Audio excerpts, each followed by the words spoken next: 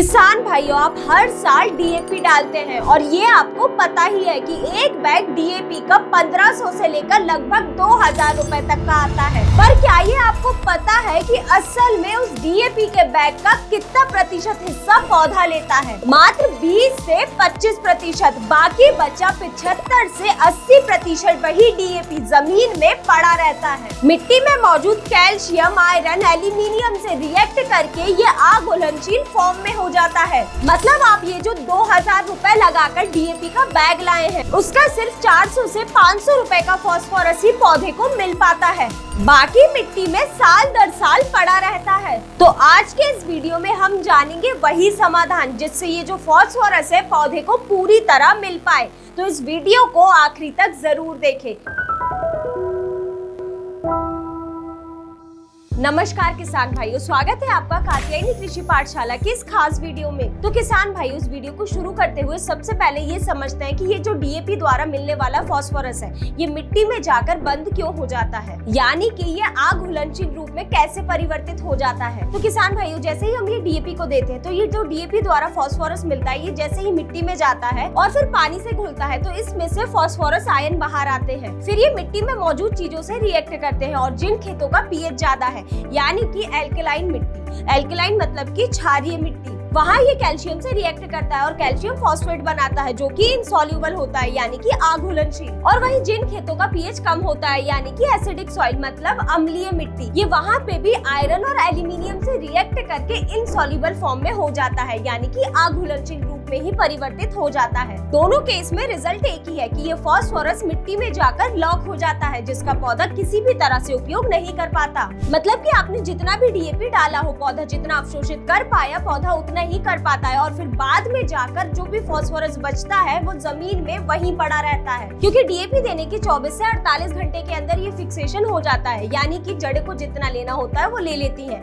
और जो बाकी रहता है वो वहीं पड़ा रहता है। और ये एक बात जो कोई नहीं बताता है, ये फिक्सेशन हर साल होता है। आप लगातार हर साल डीएपी डालते जाते हो, जो कि मिट्टी में फिक्स्ड फास्फोरस के रूप में जमा होती चली जाती है और फिर फसल भी उस फास्फोरस का उपयोग नहीं कर पाती है। और जो डीएपी का लगातार ज्यादा से ज्यादा उपयोग करने से जो मिट्टी का पीएच है वो भी दिन ब दिन गिरते जाता है और पीएच गिरने से जमीन में पड़े न्यूट्रिएंट्स पूरी तरह लॉक हो जाते हैं, जिनका किसी भी तरह से उपयोग कर पाना मुश्किल है। अब बात करते हैं फास्फोरस के उस फॉर्म की जिसका पौधा पूरी तरह उपयोग कर पाता है, वही है प्रोम, फॉस्फेट रिच ऑर्गेनिक मैन्योर। ये रॉक फॉस्फेट को ऑर्गेनिक मैटर के साथ कंपोस्ट करके बनाया जाता है।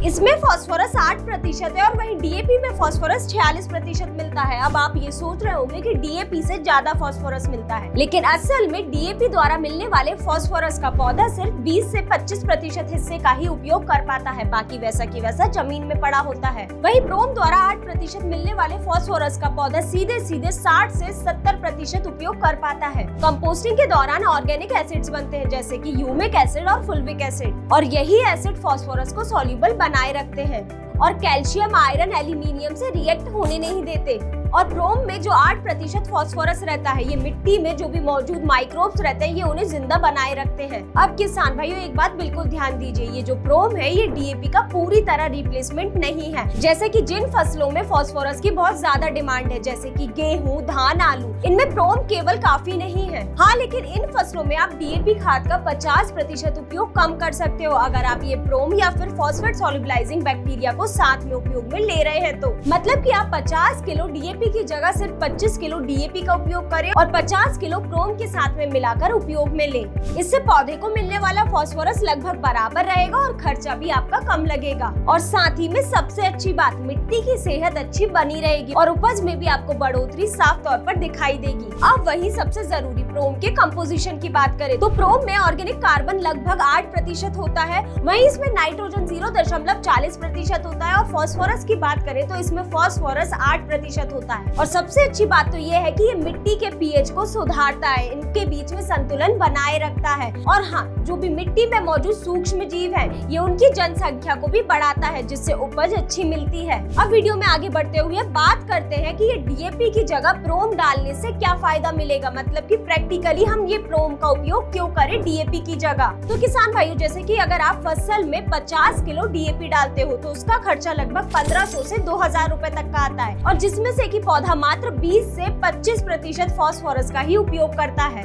वहीं अगर आप 50 किलो डीएपी की जगह मात्र 25 किलो डीएपी का उपयोग करते हैं और इसी के साथ 50 किलो प्रोम का उपयोग करते हैं तो डीएपी का खर्च लगभग 900 से 1000 रुपए और जो प्रोम है उसका लगभग 300 से 500 रुपए। तो टोटल खर्च कुल 1200 से 1500 रुपए। और बचत की बात करें तो 500 से 800 रुपए प्रति एकड़ की आप बचत करेंगे। और साथ ही में सबसे अच्छी चीज ये है कि ये जो फास्फोरस है इसका पौधा सीधा उपयोग करेगा, जिससे मिट्टी में फास्फोरस लॉक होने की समस्या भी कम आएगी। और 5 साल में ये कैलकुलेशन करो 5 एकड़ में तो आप 5 साल में 1,25,000 से लेकर 2 लाख रुपए बचा सकते हैं इस फास्फोरस खाद के उपयोग से। और सबसे अच्छी बात तो ये है कि मिट्टी की सेहत भी अच्छी बनी रहेगी। और एक और सबसे बेस्ट टिप्स, अगर आप ये प्रोम के साथ फॉस्फेट सॉल्युबलाइजिंग बैक्टीरिया का उपयोग करते हैं तो जो मिट्टी में मौजूद फास्फोरस है ये उसे घुलनशील रूप में परिवर्तित करता है, जिससे जमीन में बंद पड़ा हुआ फास्फोरस भी पौधा ले पाएगा दोबारा। तो इससे भी आपका खर्चा बचेगा डीएपी का।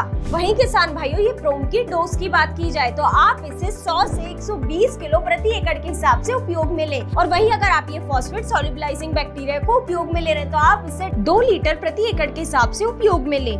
तो किसान भाइयों, ये कात्यायनी कृषि पाठशाला के माध्यम से हम ये एक चीज साफ तौर पर जान चुके हैं कि जो भी हम ये डीएपी खाद का उपयोग कर रहे हैं इससे मिलने वाला फास्फोरस अभी भी जमीन के अंदर 75 से 80% हिस्सा लॉक पड़ा हुआ है। तो हमें उस फास्फोरस खाद का उपयोग करना है जिसे पौधा ज्यादा से ज्यादा ले पाए। और सबसे मेन चीज, हम जो ये सालों से डीएपी खाद का उपयोग करते आए हैं, ये जो जमीन में पड़ा 75 से 80% फास्फोरस है, इसे भी हमें घुलनशील रूप में कन्वर्ट करना है जिससे पौधा उस फास्फोरस का भी उपयोग कर पाए। तो हम फास्फोरस सॉल्युबलाइजिंग बैक्टीरिया को जरूर उपयोग में लेंगे जिससे ये फास्फोरस पौधे को मिल पाए। तो किसान भाइयों, यही थी जानकारी फास्फोरस खाद के बारे में। अगर आपको ये जानकारी पसंद आई हो तो इस वीडियो को लाइक करें और चैनल को सब्सक्राइब करना ना भूलें। और हाँ, इस वीडियो को अपने अन्य किसान मित्रों के साथ जरूर शेयर करें। और हाँ, कमेंट में जरूर बताएं कि आप ये डीएपी खाद को कितने किलो प्रति एकड़ के हिसाब से उपयोग में लेते हैं।